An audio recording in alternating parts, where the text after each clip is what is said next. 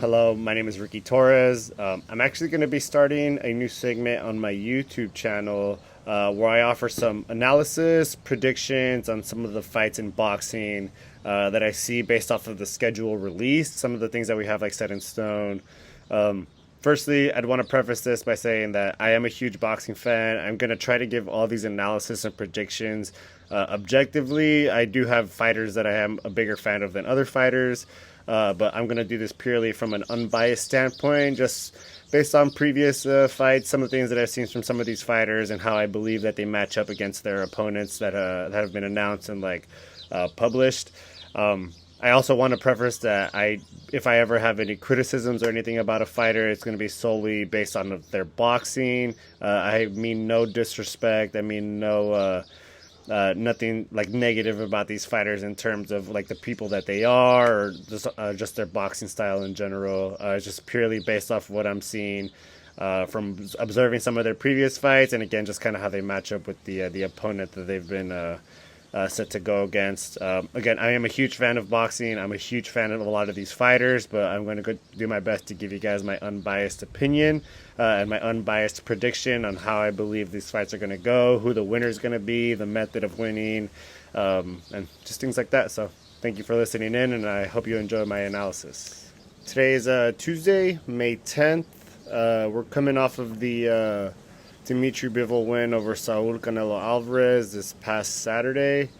One really interesting thing I thought about that fight is a lot of people thought that it would be an easy matchup for Canelo, and that a lot of people saw him as unbeatable between 160 to 175, but clearly based off of what we saw this past weekend, Bivol is quite the matchup for him. I'd honestly say that he's quite the matchup for anybody between 168 to 175, including the top fighters at each division. Looking ahead, this Saturday coming up, we have a rematch of Jermell Charlo versus Brian Carlos Castaño. The first fight took place in July 17th of 2021. We're now in May of 2022, so it's going to be about 10 months since the original fight. Neither of these fighters have had a fight between then. So when I was looking back at the fight, I did actually get the chance to watch it, and I'm kind of looking over some of the scorecards right now. It looks like it was a split decision draw. One of these judges did have it scored a little bit wide, for my opinion, 117-111 from Nelson Vasquez in favor of Jermell. I don't see how Jermell could have won that many rounds in the fight. I do think the other scorecards were close, 114-113 and 114-114. Personally, for me, I do think that Jermell does carry the advantage going into the rematch. He's the bigger fighter naturally, although I do feel like he has to be busier this time around because Brian was able to put him on his back foot. He had him against the ropes quite a few times, in which that's when he had his success in throwing combinations. I do believe the second time around that Jermell is going to pull out the win. In the case that he's able to be busier, if he's going to continue with the same strategy as last time, it's definitely not going to work out for them. I could see Brian for sure pulling it off. I do believe that this is a pick'em fight. I do think Brian is definitely capable of being able to pull out the win. But for my prediction, I'm going to say that Jermell is going to stop it somewhere between the 10th to the 12th round, a little bit later on. But I'm not opposed to Brian winning this at all. I don't have a preference in who wins the fight. I just want to see a good fight for sure. The next fight I wanted to bring up was the Gilberto Zurdo Ramirez fight against Dominic Boesel. It's a light heavyweight matchup. Looking at this fight, both of these fighters actually have quite a few fights under their belt. Zurdo or Gilberto has 43 with 29 knockouts. And then looking at Dominic, he has 32 fights with 12 knockouts, 2 losses, both of which coming by knockout. I'm very familiar with Zurdo. I've seen a lot of his fights recently. His last one was actually very impressive for me. I didn't think that people thought that Unieski was quite the opponent. They weren't thinking that it was going to be quite that much of a competition, especially seeing what Zurdo did to Sullivan Barrera.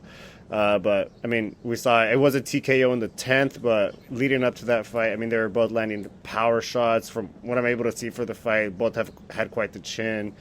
When I was looking at Dominic, I actually haven't had the chance to see one of his fights before, unfortunately, but I did get the chance to look back at some of his fights online. And what I did notice is that his last fight against Robin Kraninsky, I'm for sure saying that wrong, but it looks like that was actually an avenged fight where he fought Robin previously in 2020, in October of 2020. He actually lost by knockout in the third round. Second time around, it looks like he was able to win a split decision.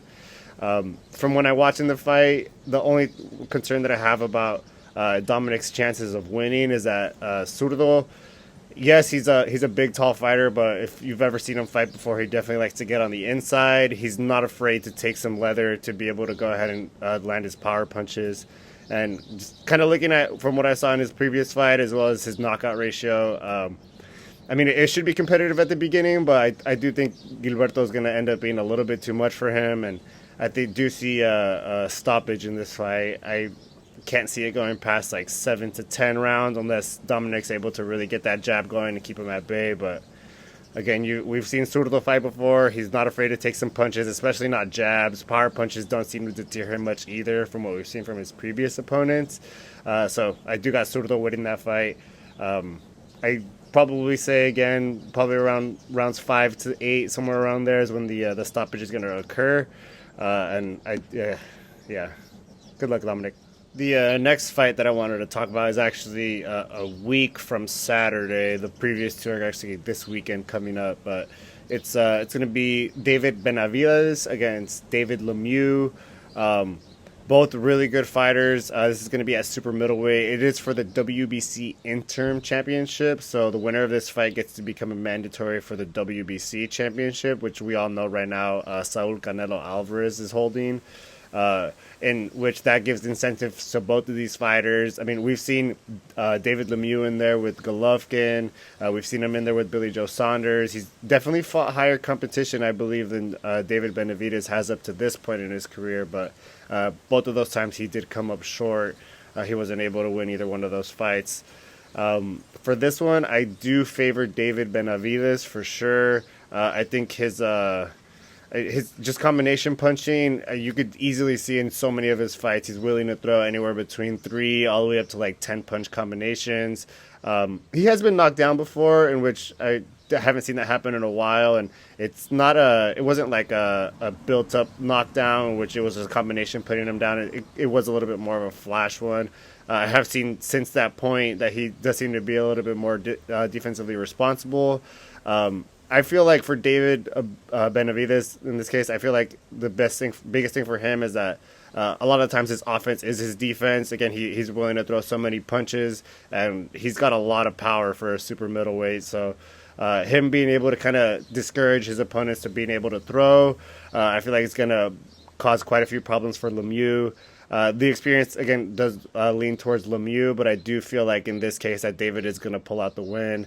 I do see a stoppage win going this time around, not because Lemieux isn't good, but what I've seen from Lemieux in the past is that he is willing to take risks, and he's willing to kind of open himself up when he throws his combinations to be able to go ahead and land. But with the hand speed and, again, the combination punching from David, I think when those opportunities do present themselves, he's going to take full advantage of them. Right now, I'm predicting a knockout victory for David. I do think Lemieux's going to put up a competition at the beginning. I see it being very competitive up until like the 5th or 6th round, and then kind of from there, he's going to impose his size, impose his will, show his power, show his combination punching, and then I think he's going to get the stoppage somewhere around like rounds 8 to 10, which is going to be quite impressive because, again, Lemieux, the only people that I see that he's lost to is quite the competition. His last loss was to Billy Joe Saunders, which was in 2017. It's quite a while ago. And then before that was to Gennady Golovkin. He did have losses prior to that, but I would say those are the two biggest names that he's fought, in which, again, Benavidez hasn't fought anyone up to that level, but I also don't think that Lemieux has what it takes to be able to stop David Benavidez. So in this one, I'm going to go with David Benavidez with the stoppage between rounds 8 to 10. If I had to be specific, I'm going to say in round 8. The next and final fight I wanted to talk about for May is actually Gervonta Tank Davis taking on Rolando Romero. In this fight, we're going to have the WBA lightweight regular title on the line. Right now, we know that the WBA super lightweight champion is George Kambosos after his win over Teofimo Lopez. This fight I do find really interesting. We have two fighters. Rolando's 26, Gervonta's 27, both undefeated. They both have over an 80% knockout ratio, so we know that there's going to be a lot of power going into this one. Rolando is the naturally bigger fighter in this case. Again, they're going to be at lightweight, 135 pounds. I do believe Tank's last fight was at lightweight when he fought Isaac Cruz, but then previously to that, he was up at super lightweight at 140 pounds when he stopped Mario Barrios. With Tank, I do find him a lot more technically sound, a little bit more defensively responsible than Rolando. I do think that Rolando does have a chance to win for sure. Again, anyone with above 80% knockout ratio is going to have a good chance because they do carry good power. But again, a little bit more technically sound, a little bit more defensively responsible. Although the size advantage does go to Rolando, I do see Tank winning this fight. I actually do see him stopping Rolly a little bit later in the fight, somewhere between rounds. I'd probably say maybe 7 to 10, just because I do think Gervonta is a little bit more defensively responsible. He's not as open to being hit as I've seen from Rolly. I don't think it's going to be like too bad of a blowout. Again, I do see it being very competitive leading up to that point. Rolly definitely has a chance to win if he could land something big early and keep Tank honest, and then kind of from there impose his size. He definitely has a shot, but. Just for my prediction, I'm going to go ahead and go with Gervonta. I'm going to say round 8, and it's going to be a stoppage victory. The last thing I wanted to go ahead and talk about was what I believe would be good next steps for the my predicted winners of these fights. For the first fight between Jermell and Brian, this is for the undisputed junior middleweight championship of the world, so the winner is going to have all 4 belts.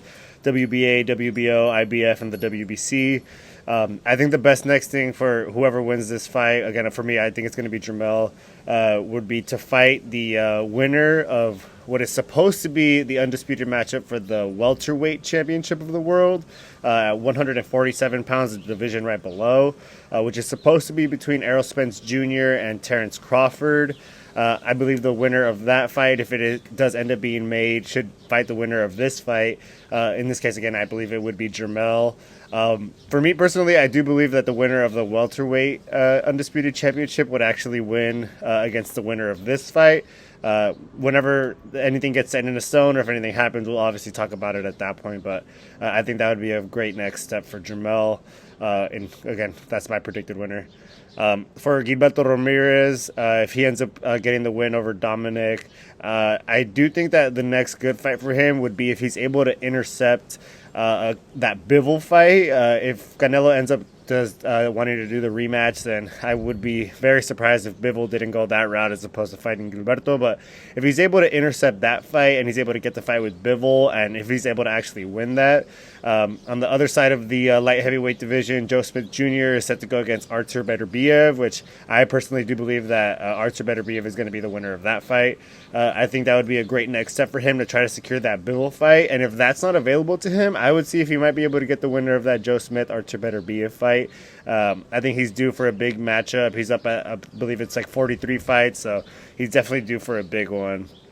For the David Benavidez versus David Lemieux fight, again, I have Benavidez winning. I would say that a good next step for him would be if Canelo ends up not wanting to go ahead and impose that Bivol rematch. I think that if he's able to go ahead and become the mandatory for that and put the WBC in a position to make it mandatory for Canelo to fight him, I think that would be huge. Personally, I think David is really early on in his career, but I think he's more than capable of fighting any of the top fighters at super middleweight, whether that be Canelo. If he ends up not getting Canelo, a fight against Caleb Plant.